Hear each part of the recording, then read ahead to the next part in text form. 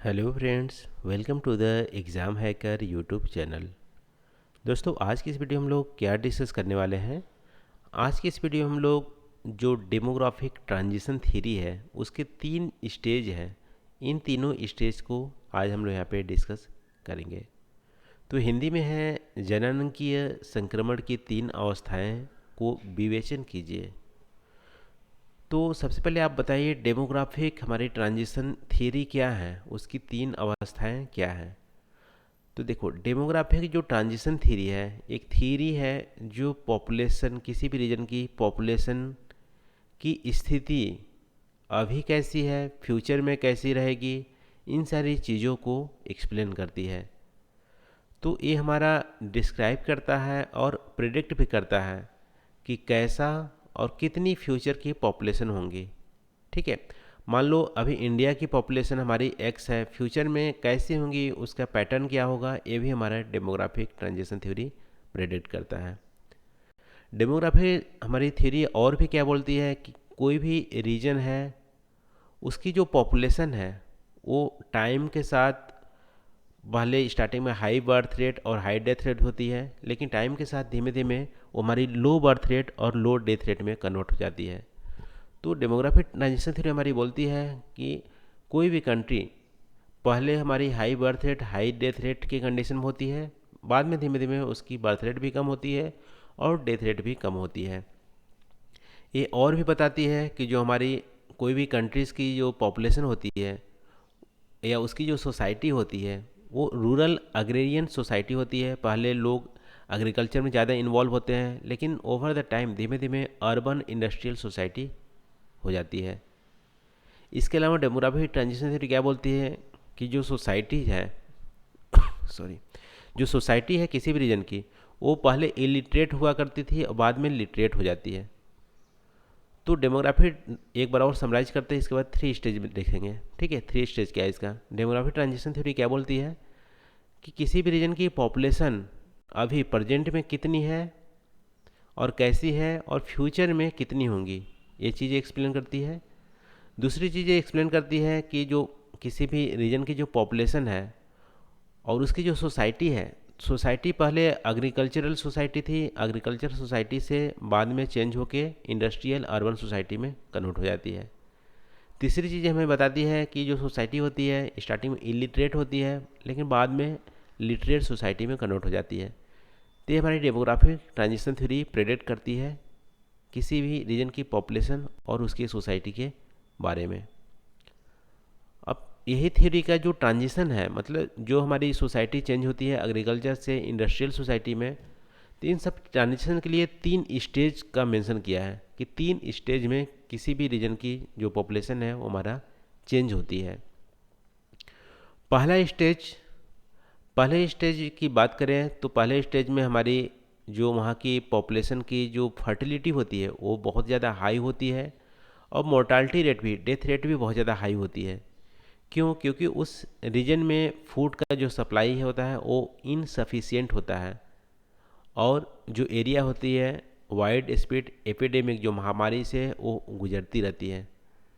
तो पहले स्टेज की बात करें तो इंडस्ट्रियल रिवोल्यूशन से पहले पूरे वर्ल्ड की सारे कंट्रीज़ की बात करें, सारे कंट्री फर्स्ट स्टेज में, डेमोग्राफी के फर्स्ट स्टेज के ट्रांजिशन थ्योरी में थे।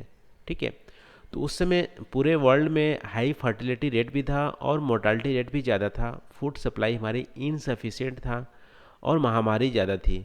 ठीक है, तो यहाँ पे पीपल ज़्यादा बच्चे पैदा करते थे क्योंकि उनको डर लगा रहता था कितने बच्चे सरवाइव करेंगे।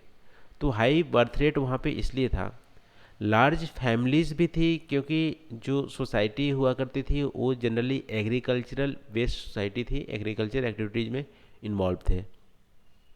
अब एग्रीकल्चर ज़्यादा करनी है तो लेबर की ज़रूरत पड़ती है, तो फैमिली ज़्यादा होने से वो हाथ बटाते थे। तो बड़ी फैमिली एक एसेट हुआ करती थी।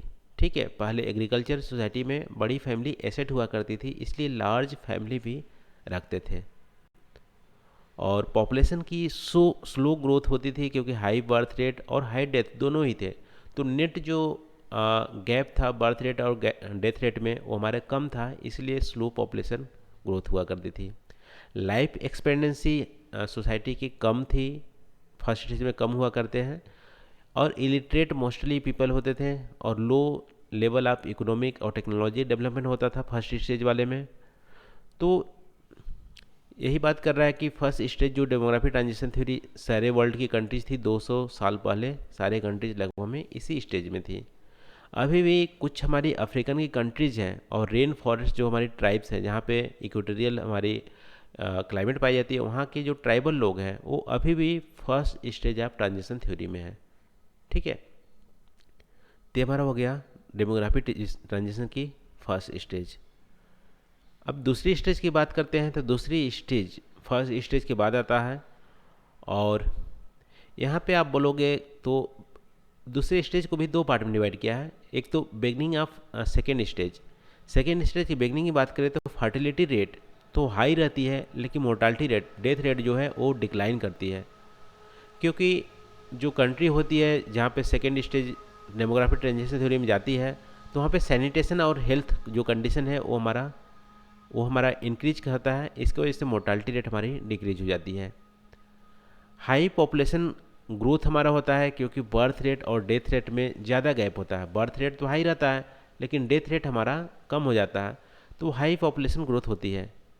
1970 के दशक में इंडिया सेकेंड स्टेज में था, डेमोग्राफिक ट्रांजिशन थ्योरी के सेकेंड स्टेज में इंडिया था, क्योंकि यहाँ पे जो पॉपुलेशन ग्रोथ आप देखोगे, नेट पॉपुलेशन गैप जो थे इंडिया में वो ज़्यादा थे। अभी आप देखोगे developing country, most of the developing country जैसे Bangladesh, Peru, Sri Lanka, Kenya, Nigeria, ये second stage of demographic transition theory में है। यहाँ पे बर्थ रेट ज़्यादा है, डेथ रेट कम हुई है, इसकी वजह से यहाँ पे पॉपुलेशन ग्रोथ बहुत ज़्यादा तेज़ी से बढ़ रहा है। अब बात करते हैं थर्ड और last stage of demographic transition theory.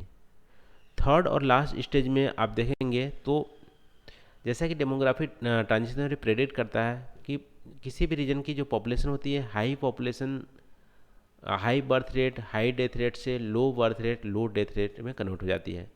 तो फाइनल स्टेज में हमारा बोथ फर्टिलिटी और मोर्टालिटी रेट डिक्लाइन करता है, और उस रीजन की पॉपुलेशन लगभग में स्टेबल हो जाता है। ठीक है, क्योंकि बर्थ रेट और डेथ रेट की गैप बहुत ही नैरो होती है, ना के बराबर होती है, तो ना ही पॉपुलेशन ज़्यादा बढ़ते हैं ना ही कम होते हैं, स्टेबल होते हैं। और यहाँ की जो सोसाइटी होती है थर्ड स्टेज वाले रीजन की, तो अर्बनाइज हो जाती है, लिटरेट सोसाइटी हो जाती है, और हाईली नॉलेजेबल, नॉलेज बेस्ड वहाँ की इंडस्ट्रीज हो जाती है, सोसाइटी हो जाती है। ठीक है, अभी आप देखोगे most of the developed country जैसे Japan, Canada, USA, Germany, Australia, यहाँ की जो पॉपुलेशन है वो हमारी third stage of demographic transition theory में कन्वर्ट हो गई है। इंडिया की बात करें तो इंडिया अभी सेकेंड और थर्ड स्टेज के बीच की, आप बोल सकते हो, या बिगनिंग ऑफ थर्ड स्टेज में अभी पहुंचा हुआ है। इंडिया की पॉपुलेशन ओवरऑल की बात कर रहे हैं। वैसे कुछ रीजन जैसे केरला हमारी थर्ड स्टेज में आ गए हैं, लेकिन कुछ रीजन अभी भी हमारी सेकेंड स्टेज में है। तो कुल मिला के एक ट्रांजिशन अभी देखने मिल रहा है इंडिया की सेकेंड और थर्ड स्टेज के बीच का पीरियड। तो ये रहा दोस्तों डेमोग्राफिक ट्रांजिशन थ्योरी के बारे में आज डिस्कस किए, और उसके तीन जो स्टेज हैं, तीन जो अवस्थाएं हैं, चरण हैं, उसको हम लोग आज की इस वीडियो में डिस्कस किए। तो डेमोग्राफिक ट्रांजिशन को हिंदी में क्या बोलते हैं? जननांकीय संक्रमण। तो आज की इस वीडियो में बस नहीं दोस्तों, आई होप यहाँ पे जो डिस्कस किए हैं पसंद आए होंगे। थैंक यू फॉर वॉचिंग, मिलते हैं अगले वीडियो में नए टॉपिक से। थैंक